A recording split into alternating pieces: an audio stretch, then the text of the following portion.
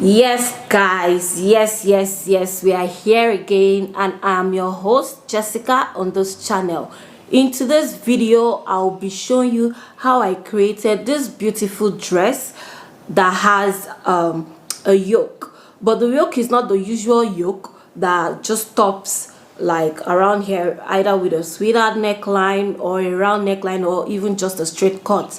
This particular one extends right to one of the bust area. So if you'll be interested in watching or seeing how I created this look, please follow me to the work station. Don't forget to hit the subscription button if you haven't, and if you like this video, give it a thumbs up so I'll be able to recreate more of this fabulous dresses for you.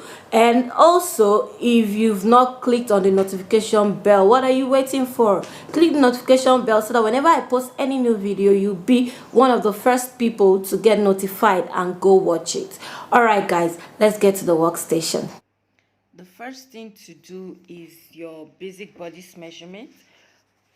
All of these things that I'm doing, the detailed procedure is in my basic bodies video. I'll keep the link in the description box, so if you're new to this, just click on that link before watching this so you understand what I'm doing.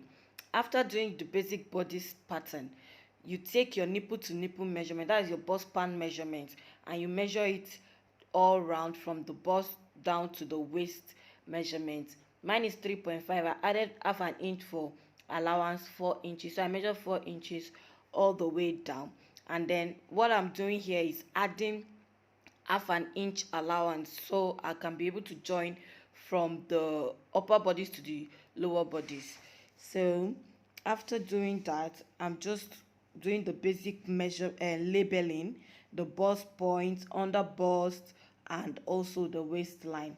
Then on the under bust measurement, I'm taking 1.5 inches on both sides and also on the waistline, then connecting with a straight line. After doing that, I'll come down by 1 inch from the bust line and connect with a curved line to form your bust. You do the same on both sides. After doing this, the next thing to do is your normal neck design, your shoulder slants, and all of that. They are all in the basic bodice block video that I made, so you can go check that out. It's just the basic neck design, shoulder slant, armhole measurements. So I have all of these detailed in my tutorial about basic body, so please check that out. Once again, here I'm drawing the front and back armhole, although I'll just be needing the front armhole for this particular one. Yeah, after getting that out of the way, the next thing to do is to input your normal measurements with seam allowances where necessary. So here, after putting my bust measurement, I added 2 inches allowance uh, for turning my lining and whatever you need. Just make sure your allowance is enough. But for the under bust, I'm putting my normal measurement plus that 3 inches that we took for the dart. Don't forget, if you don't put that 3 inches, your clothes will be short. After putting the 3 inches, then I put the normal seam allowance I left, 1.5 inches, 2 inches, 3 inches, depends on the allowance that you're going with. I do the same thing also for the waistline, because I also removed 3 inches, 1.5 on both sides, which is equals to 3 inches. I added it and I put my extra seam allowance. Then here I just decided to put half an inch allowance all round, just in case. It's better to have too much allowance than to have less allowance, because you can always trim it out. After doing that, you connect the lines and then you cut out your pattern.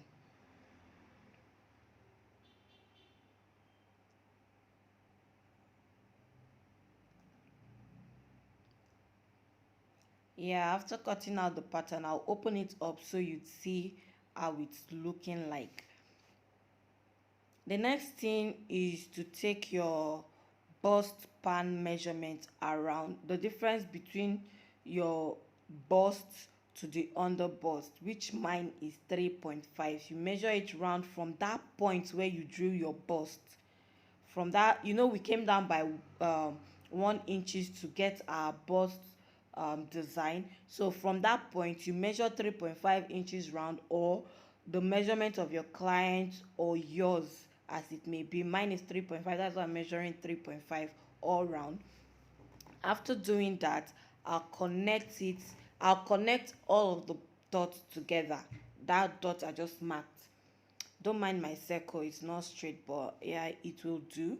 If you have a curved ruler, you can use it to trace out your circle, or if you have a compass and pencil, you can use it to trace out your circle to give you a perfect circle. So all I'm doing here is transferring the same thing I have on the right side to the left side.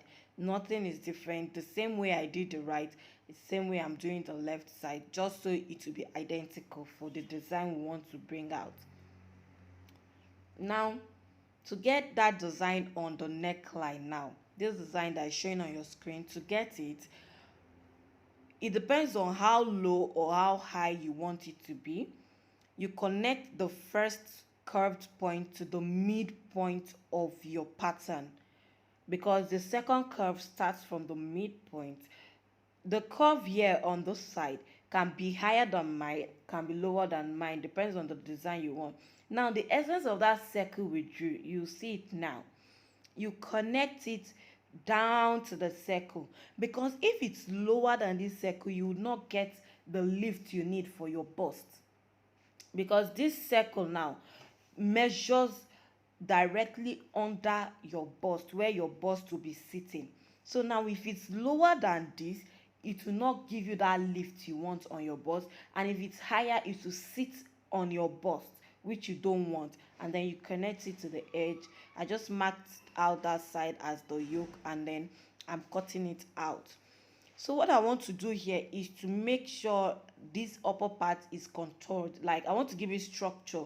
I just don't want it flat or poking out. So I'm giving it a dart there just to give it structure.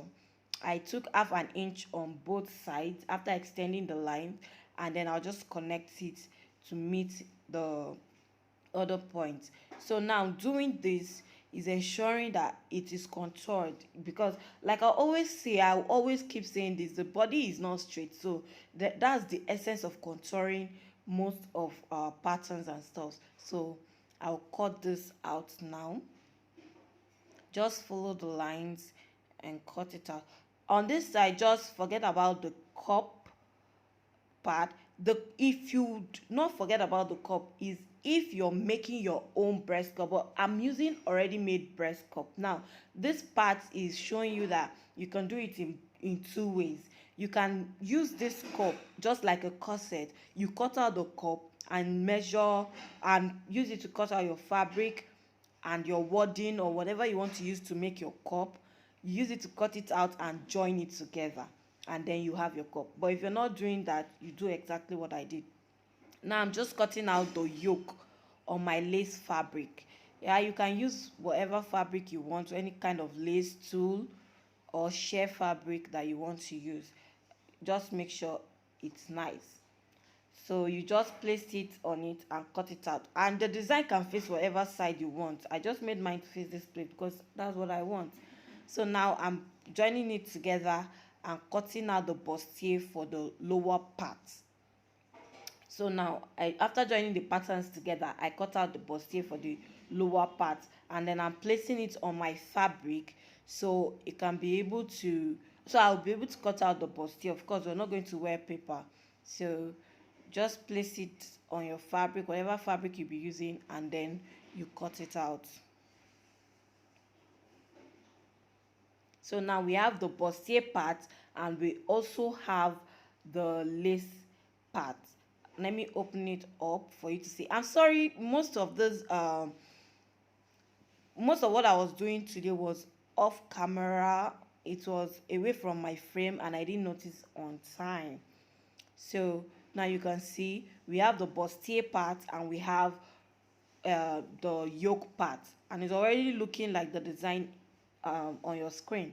So now for the back part, you do the normal basic bodice measurement. Like I said earlier, watch my video on how I make my basic bodice pattern, and then you get what I'm doing here. Now, after measuring your bust span on the back, you just need a waist dart. You take half an inch on both sides. I took half an inch on both sides. You can do 1 inch, you can do 1.5, depends on how contoured you want it to be, but I think half an inch is okay. So I did half an inch on both sides and just connected it to the bust point on the back. You can do it higher than the bust point if you don't have a yoke, but because there's a yoke, you do it to the bust point. And then you do your normal neck design, you cut it out, and then you're done with your pattern. Now for this dart part, you can decide to leave it in and just fold it, or you cut it out like I'm doing. So I just prefer to cut it out. It makes my work easier. And then you place it on your fabric and also cut. Now note that this fabric has a specific pattern. That's why I'm structuring it the way I want it to appear. Now I'm cutting out that part on my fabric, and remember to keep your seam allowance. Always remember that on your back. The seam allowance is for your zip allowance, is for your zip. I'm cutting out the zip allowance because you need it in two pieces. And remember, the yoke for the back now does not have a zip allowance, so I'm not cutting a zip allowance to the back. But if you want to put a zip allowance, is fine. You can as well leave out a zip allowance, and then yeah, that's it.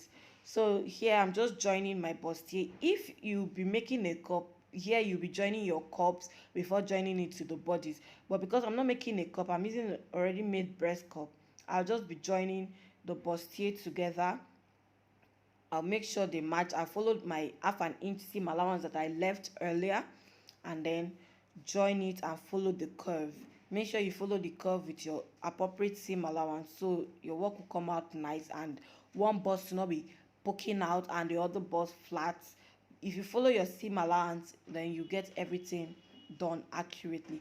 The same thing you do on this side, you do on the other side. And always make sure you cut out your loose threads so your work will be neat. If you say you want to leave it to the end, you might not be able to cut out everything because you miss out some points. But as you sew, make sure, try and cut out whatever loose thread you have. Like I said, you do same on both sides. So now you can see it's already forming a bust. You just need the structure by putting in your cup. If I already have like a wording there for a normal bustier, it will already stand as a structure on its own, but here I need my cup to give it that firmness that I need. So I'll do the same thing I did on the main fabric for the lining. I'll join the main fabric together with the lining, and then here I'm pinning my cup in place so that I'll be able to turn the neckline of my fabric with the lining. While doing that, catching the cup alongside it. If you don't want to do it like that, like you want to put your cup separately, you can do it. Some people even go as far as gumming the cup, using glue on the cup, but I think this method is straightforward for beginners and it's easy to follow. After turning your lining, the next thing, okay, now what I want to do is to turn my lining, sorry. So I want to turn the neckline. I'll just place it right side facing each other, and then I'll sew on it. Just follow whatever design you have there, and then notch so it will relax. After notching, you can see that it's already taking form. It's already looking like what we're supposed to do. You can see the bust. Don't mind my bust. My bust is really small. That's why you can see that it's small. So here I'm just sewing on the lining to give it an additional relaxation, so it will relax very, very, very, very, very well. The next thing is to attach the lace to the fabric. So you just pin it in place. Yeah, it's better to pin it in place. Don't fly solo, so that your result will come out really nice, clean looking, crisp, and so after pinning it together, you just sew on top. Yeah, I said sew on top because you remember we're going to embellish that part with any design of your choice. You can use a trimming, you can use beads, you can use whatever you like, whatever will come out nice on the fabric you're working on. Like you can see the one I used on the thumbnail.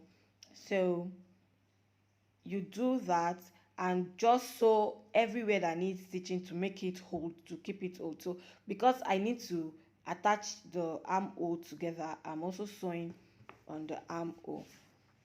Yeah, you can see that it's really simple and straightforward. So if you know that this video is helpful, please give it a thumbs up, like, share, and subscribe to my channel. Please guys, I really would appreciate it if you do that. You can see now it's already looking like what we have on the thumbnail. Can you see that? Now we'll go to the back panel. You just join the dart part together, that the place where we cut out the dart, you join it together from the top to the bottom. Always remember to back stitch. Yeah, you join together one side, do the same for the other side too.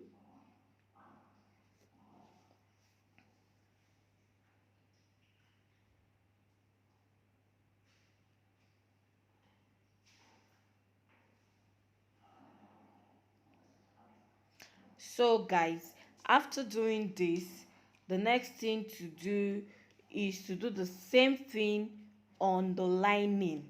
You know, you're going to also line the back part. You do the same thing on the lining.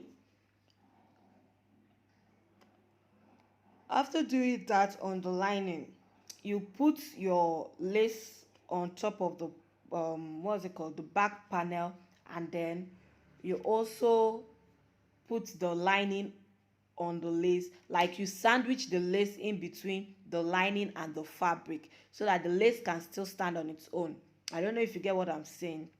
Like the right side of the fabric will be facing the right side of the lace, and then you put the right side of the lining on the wrong side of the lace, which you sandwich together. And so if you didn't get it on the first one, watch what I did on this second one, and I think you'll get it. So it's pretty straightforward if I'm making sense here. So guys, after doing all of this sewing, yeah, one other thing, the lace is not getting to the edge of the main fabric because there is no zip allowance on the lace. So by the time you fold in your zip allowance, trust me, it will all align. So don't be worried if you see it like this.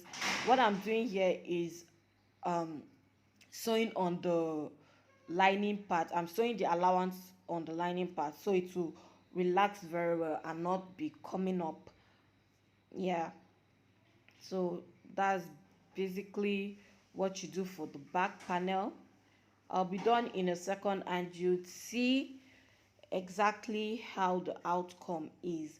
Yeah, if you didn't get what I said the first time, you make sure the allowance you sewed, you're sewing it on the lining part so it can relax properly.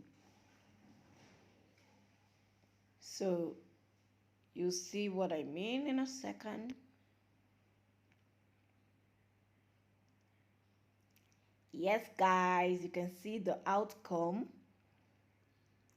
So everything is looking nice and beautiful. So you don't have any raw edges where the joining is, and you can see the two back panels facing each other. If you remember earlier, I said the reason why the lining is not getting to the edge is because of the zip allowance. So you see now, when I fold in the zip allowance, it aligns well with the yoke at the back. So that's just how it's going to come out. But if you want a zip allowance, you can also add your zip allowance. Now to the skirt part. I'm not going to go into details of how the skirt part came to life because I have a video on this channel where I showed you how I made a basic skirt pattern. So I'll link it in the description box. Check it out if you cannot make a basic skirt, and then continue watching this video. Now, I'm just ruling my start point, and then I'm taking my zip allowance, 2 inches zip allowance like I did for the upper bodice, and then I'm cutting it out.